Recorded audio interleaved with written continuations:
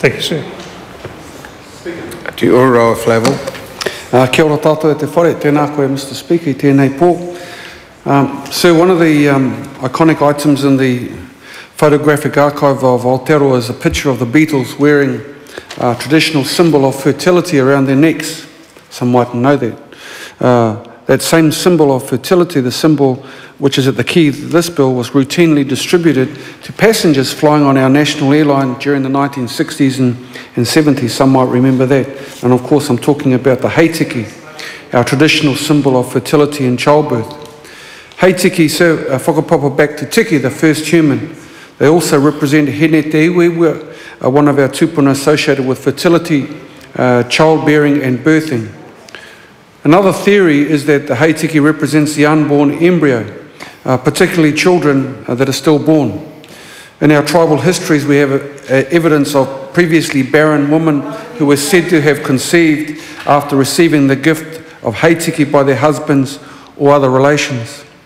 Mr. Speaker, I refer to our recognised symbols and stories in thinking about the Human-Assisted Reproductive Technology Storage Amendment Bill, because I want to make it known that the issues of infertility, miscarriage and abortions are not the sole preserve of the 21st century preoccupation.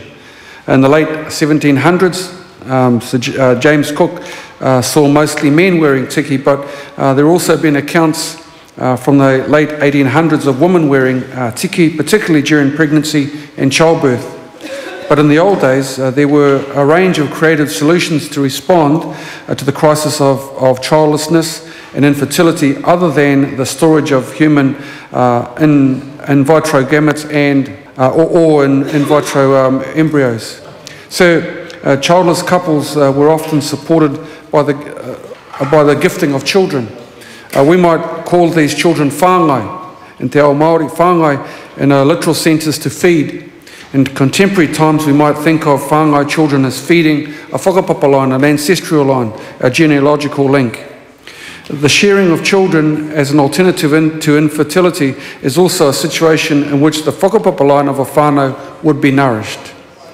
Mr. Speaker, it's a very interesting contrast to the European term of adoption, which historically severs ties from one family line, creating the legal fiction of two new adoptive parents with no association to the birth parents.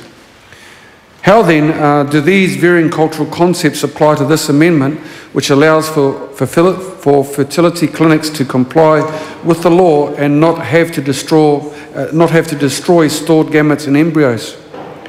The key concept for us, sir, is about the integrity of whakapapa and the vital need for control and for protection. Mr. Speaker, Māori engagement with the human reproductive assisted technology is potentially one of the most sensitive and controversial areas of debate within our communities.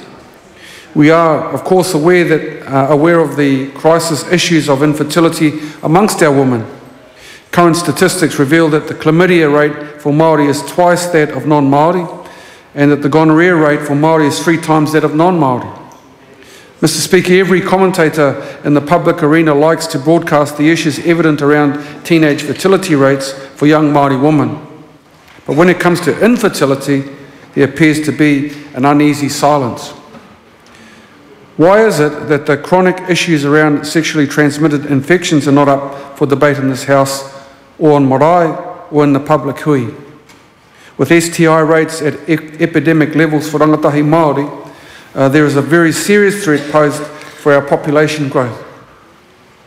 Mr. Speaker, the Māori Party has a considerable sense of sadness that we even have even having this bills like this in front of this House.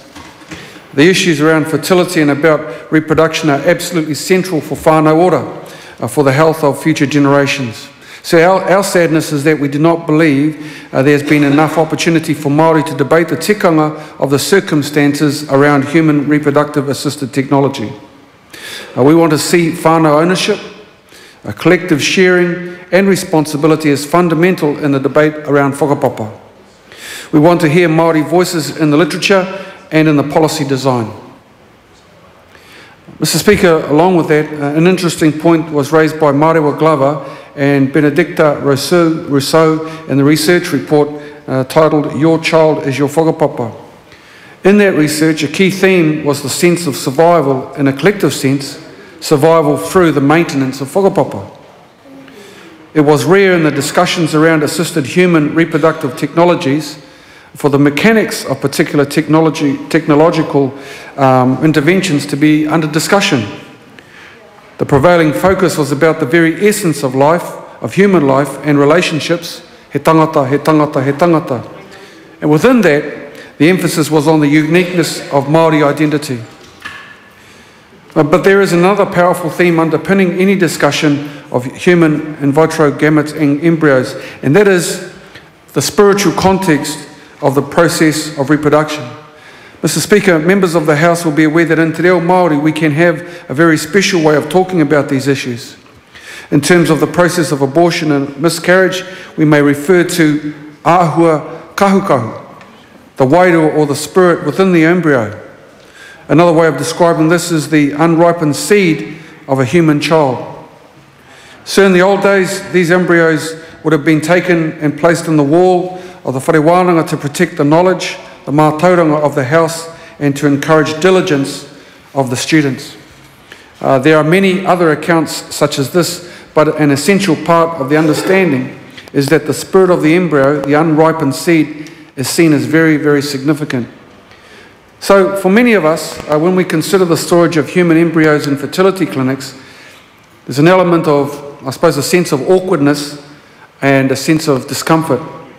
So that discomfort, that sense of something not quite being right, is the anxiety about the ethics of tikanga, of custom. We worry about the mana of the process, the wairua of the gametes, the authority of the whānau. We are nervous that the tikanga of gifting and sharing of whakapapa brings with it certain expectations associated with the passing over of a life force. Within this process, we would naturally expect a level of accountability and responsibility on the part of all of those involved to accept the commitment to whānau. We would want to scrutinise the records to ensure they are protected and that the crucial identity of whānau is preserved. Mr. Speaker, these issues are fundamental to the natural law of whānau. Dr. Marewa Glover describes this law as facilitating the rangatiratanga of whānau over their whakapapa material. What this means is that it should be up for the people from which the embryo, the in vitro gametes and embryos came from to decide how long they should be stored for and what they should be used for, including what happens in the event of their death. Such vital issues of survival should not be left to the realms of an ethics committee to decide. Mr. Speaker, Te Puāwai Tapu, an organisation dedicated to the protection of Māori sexual and reproductive health, also recommends that these elements of ownership and control should be apparent at the very early stages, at every stage throughout the process. They suggest that tikanga must be applied at all stages, from the decision to enter into the process of fertility treatment to the completion and return of āhua kahukahu, the unripened seed. Throughout these stages, Māori partnership and decisions and actions must be paramount. It is about investing in the cultural integrity of whakapapa and protecting knowledge and identity. Mr. Speaker, I cannot say that anyone in the Māori Party is at ease with the discussions around assisted reproductive technology, but we would be even more uneasy if these discussions went on without Māori being engaged in a real way. Having a few Māori on a committee or writing submissions, sir, is simply not enough. We will support this bill then with considerable caution to enable the discussions to proceed at Select Committee.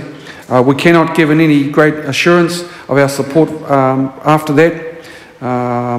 However, it is simply, purely and appropriately the right of Māori to tell us what our subsequent decision should be. Therefore, we will wait to see how the discussion goes. Kia ora tātou.